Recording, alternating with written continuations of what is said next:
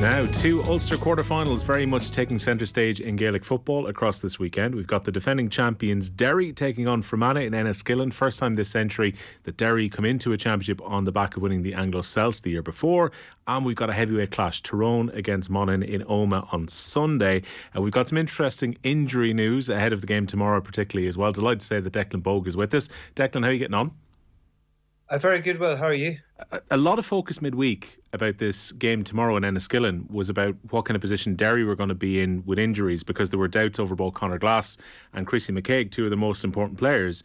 And then it emerges when the team sheets came out earlier today that Sean Quigley not part of the match day 26 for Fermanagh, which is a big blow for them. Tommy Niblock did a check because he was on the GA social during the week to make sure that he wasn't being punished by being dropped. But the report he's got back from Fermanagh is that Quigley has suffered a hamstring injury and will play no part tomorrow. Yeah, and that's all fine and good, but I will say this, that Mayo last week didn't name Aidan Norm and they didn't name Murray Keane, and both of them were on the bench.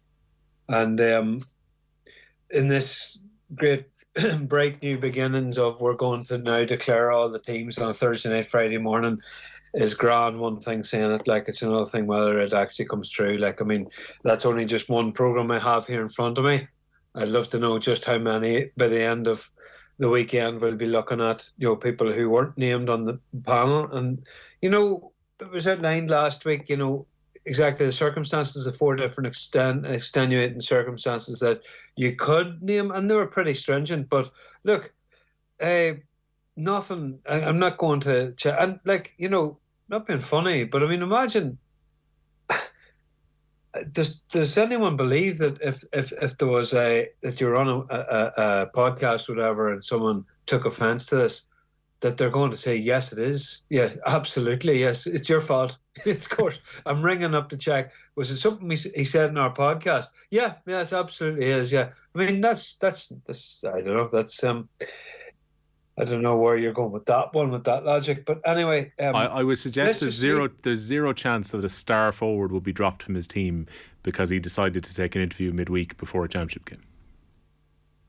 Well, I don't know when exactly the interview took place. I don't know if it took place in the middle of the week or if it was done like in a previous recording. But you know, in any case,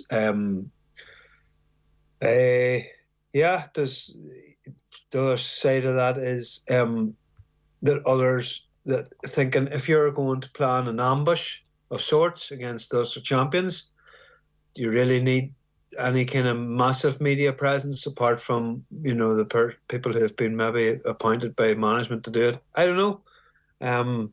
It's just a curious thing to kind of bare souls like in the week of a championship game. Oh, for sure. This game at Brewster Park, it's been a while since they've met in Championship as well. 2011 was the last time that Derry and Fermanagh met. These are two teams, though, who've been upwardly mobile in their own divisions during the league as well, who come in with reasonable form into this game as well. Fermanagh had a good campaign in Division 3, and like in Derry's case, Declan, with the exception of conceding goals to Dublin in the final, they put together a very good regular section to the league. No, look, you know, you have to say they've done an amazing job. They've done an amazing job, and maybe staying down in Division 2 was no harm for them. Like last year, it all went very poorly against Galway up in Owen Beg, and that was the sort of game that they lost. They needed to win to get up. I'm not so sure that they would have been coming into this championship with just feeling just about as good as themselves as they had been spent the whole year in Division 1. I think it's important to be going into a championship with some kind of momentum, whether that be out of Division 2 or Division 3. But up until the start of the second half, you could say that Derry were actually producing one of the most controlled and measured performances. But the problem was that they were missing Chrissy McCaig and then Owen McAvoy, wasn't it? That they had to sort of switch around their defence a small bit. Just checking here with looking at it. Yeah, Owen McAvoy was out. I had to move Conor Doherty back into the full back line. And then that robs you. And then all of a sudden you lost Conor Glass through injury. And then we see just exactly that once you lose two or three your best players, you're in bother. And that goes for Derry, goes for Kerry, goes for Dublin, goes for Tyrone.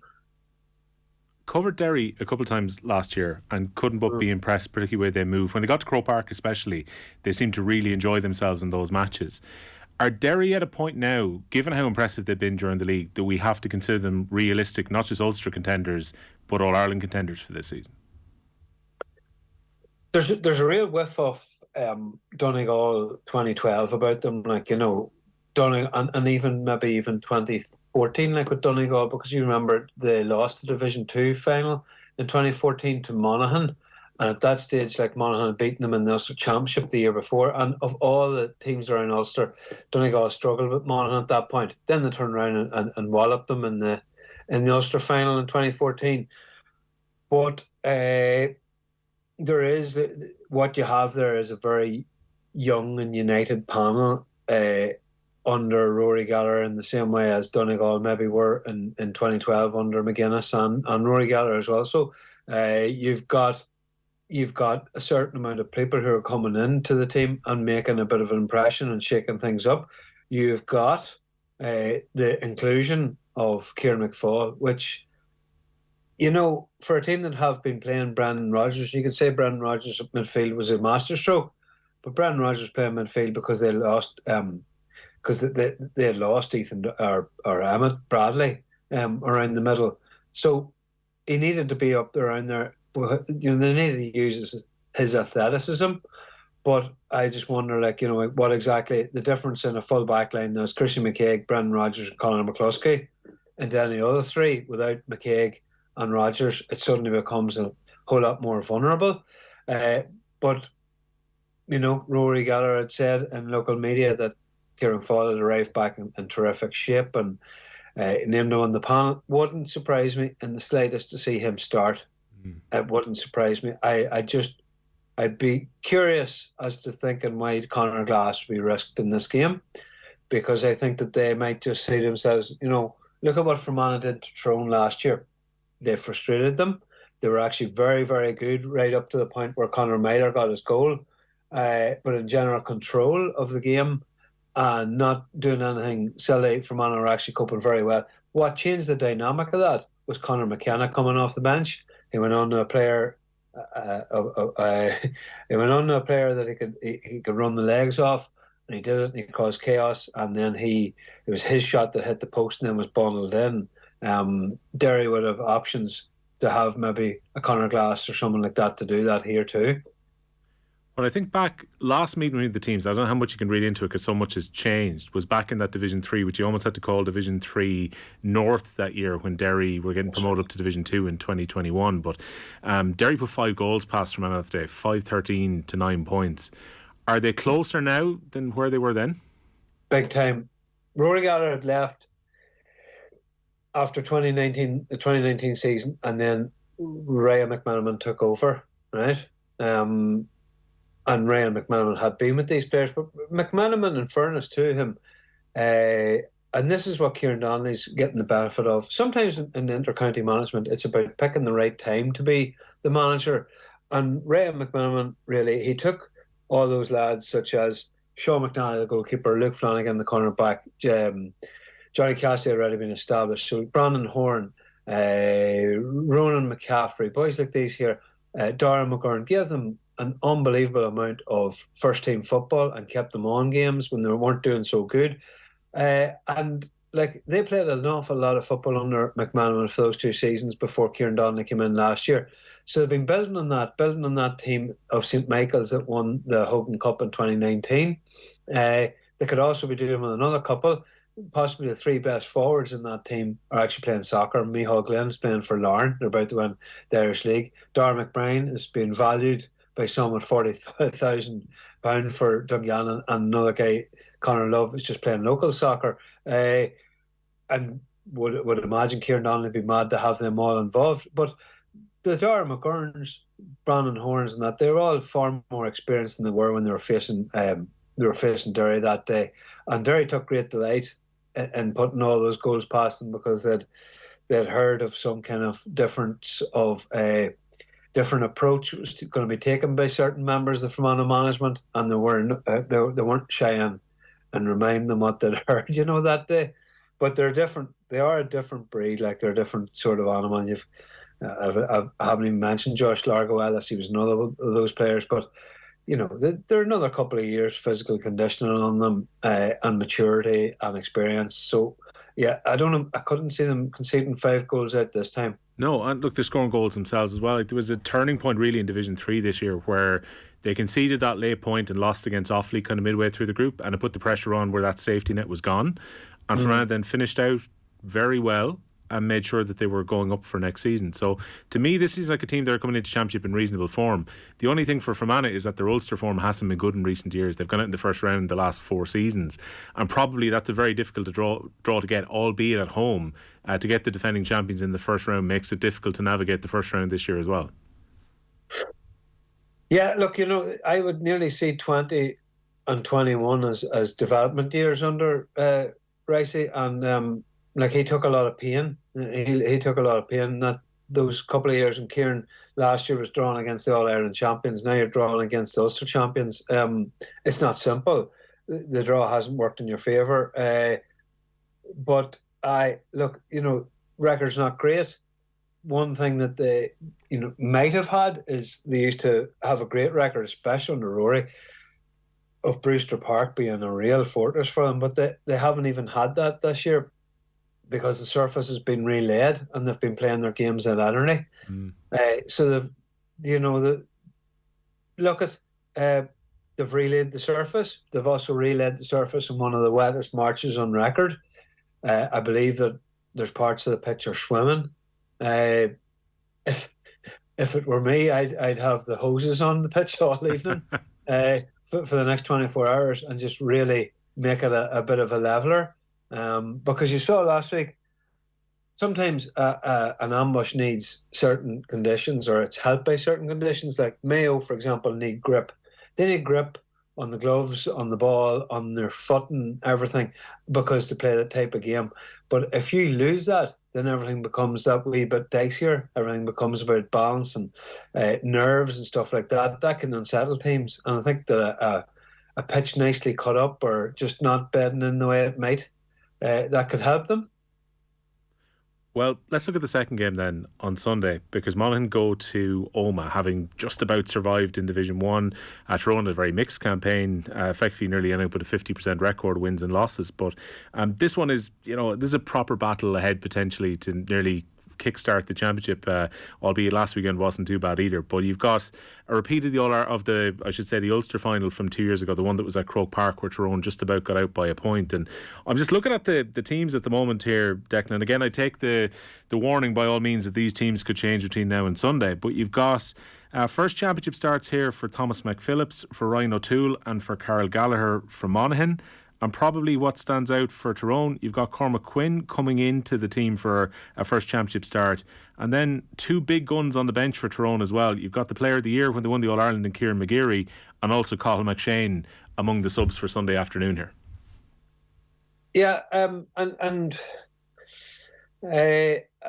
don't have them to hand, but the stats from Kieran McGeary last year was that he struggled to start and finish games. Like he was benched after a while, and he wasn't finishing games. There was a red card in the middle of all that for him. He has been just not reaching the same levels, and I think he would have to admit that he certainly wasn't reaching the levels that he did in 2021. And the same goes for Cathal McShane. But the point of Cathal McShane was that he was making his impacts off the bench in 21 as well. I would say that he has spent more time on the bench than he has on the pitch since that horrendous injury that he sustained against Galway down in Tuam Stadium that day, just prior to lockdown, really. A dreadful thing to see happen to a player. I know what you're saying. What stands out for you is Cormac Quinn. Cormac Quinn got a goal against Armagh the last day out. Like, he's acquitted himself very well. And, the other guy on the bench, Joe Goose, has been playing wing forward and sort of augmenting that middle third for height. He's a real prospect, like a real tall, athletic, rangy kind of midfielder, of which all of a sudden Tyrone, having not had big midfielders for 30 years, have them coming out of their ears at the moment, it must be great for the two management. Fergal Logan, I suppose, was one of the last big, tall midfielders that they ever really had. Apart from that, Michael O'Neill starting, And I actually was on off the ball a couple of months ago talking about this just prior to them playing Kerry, is they really wanted Michael O'Neill, that management team. Is that the funny thing for me was last year he didn't start a single game apart from, no, sorry, he might have started the Armagh game, but he hadn't started a single game until they played Fermanagh in the championship.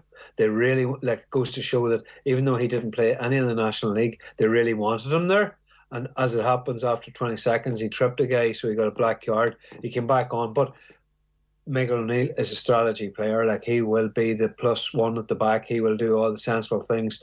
He has an unbelievable ability to sniff out danger and shut down running channels. All those things that the 9.5 people watching the game will never ever see, and will wonder what's the kind of point of this player. But every teammate that they play with just think that they're worth their weight in gold. And clearly, Logan and Dooher are devoted to whatever he brings to the team because they've put him in or they named him. But then, well, will it even happen? We don't know. Well, this is true. I mean, look, there's obviously a bit of sweeping change there with Monaghan when we look at the players who are coming in for their first championship starts. I mean, what's your assessment of where Monaghan are? They lost to Tyrone by 8 points when they met in the league earlier this year. Eventually, they got their form together right at the end just to make sure they get another season in Division 1. But what's your feeling about Monaghan coming into championship, Declan? It's just that, like, Monaghan could have a team and then they mightn't have, you can say, right, let's target survival here in the first 4 games. And you can ask, are you going to ask Carl O'Connell at 36, Darren Hughes at 36, Conor McManus at 35 to say, right, boys, we want you out in the muck and gutters. We want you winning games in Castleblaney in January and February. Or do you want to say, you know what, we'll try and time this. We'll get a few bits and pieces into the boys. Like, I mean, McManus had a feature on him last night. Like, he didn't play until the 3rd game against Donegal, I think it was, and he was only on the pitch for the last 8 minutes, and he got 2 marks and set up a goal. And then he got 22 minutes against Galway. And then the only game that he started and Carl O'Connell started was the game against Mayo, was the last league game when they went and won and got the favour from Tyrone and Armagh. So I think that Vinnie Corey has looked at this and said, right, where can I rest the boys? And he has said, race them lightly all the way to the championship. They'll play the championship. If they lose that, then they've got a few 4 or 5 weeks of downtime before they have to play 3 games in 4 weeks. So I think that Vinnie Corey has been clever and experimenting, and you can't go full bore when your best players are in their almost mid to late 30s rather than like early 30s. I just think they've played very smart and they're being cute, and we don't know exactly where they're going to be, but I'll tell you what, it's a clinking game in prospect, isn't it? Like, what a battle. I don't really read anything into the scoreline against them in Clonus because of the 2 red cards from Monaghan. Like, they kind of just fell apart that time. Well, like, all trends as well, Declan, would indicate this is going to be close. Like, you look at any of the meetings in recent years that have been in championships, so going back over even the last 12 times that they've met, this goes back to 2005, only 14 goals have been scored in those 12 games. The last 7 have had a winning margin either side. In the last 2 meetings, 2018-21, were just a point. 2 points to the winning team in all those occasions over the last 7 where they've met over the last decade. Like, every indication is here that this is going to be a tug-of-war, an arm wrestle, a very closely fought game on Sunday afternoon in Omagh. And, like, we always kind of refer to that 2018 meeting. That was in Croke Park, like the All-Ireland semi-final. But, Monaghan beat Tyrone in the quarter-final in Omagh that year also. That was the day of Conor McManus' point from the sideline, which was just, it was above and beyond anything you're ever going to see. But, yeah, even in years where Monaghan were way down the pecking order. 2011, they turned up to Omagh on one of the wettest days you could ever stand out on, like, and pushed them really hard, coming from a Division 3 base. There's nothing really between the two, and people will say that Tyrone will always manage it when it matters. I think they played in the quarter-final in 2014-2015. Tyrone also won that. That was maybe 15, actually, come to think of that, which is all well and good, but, like, these are the games where Monaghan can nip them too, On a final note on Tyrone, when it comes to this year's championship, last year will have been terribly disappointing given what they'd done the year before. I'm sure there's a huge determination within that camp to not have a year like 2022. Listen, there might. I honestly think that they'll win Ulster this year. I just see them primed. I see them. They're building a bench. Like I see, they're looking on the bench at young players like Rory Canavan, Megan McLean, and Niall Devlin, like as well as a Cal McShane. Like I mean, they have options. Like they have probably the widest panel in all of Ulster. Like they're probably feeling very good about themselves internally. They're probably also processing the disappointment of last year and being talked about as some of the worst champions ever. So they'll be looking to address that. And a Tyrone team that are written off or disrespected, that's when they're at the most sort of dangerous. Like that's when they spit the venom back at you. Should be two really interesting games. Gaelic Football here in Off the Ball is in partnership with AIB, proud sponsors of the GA Senior Football Championship. Check out the toughest for more. Declan, thanks a million for joining us to preview the two games this weekend. No bother, well, take care. Gaelic Football on Off the Ball with AIB, proud sponsors of the GAA Senior Football Championship. Check out #the toughest for more.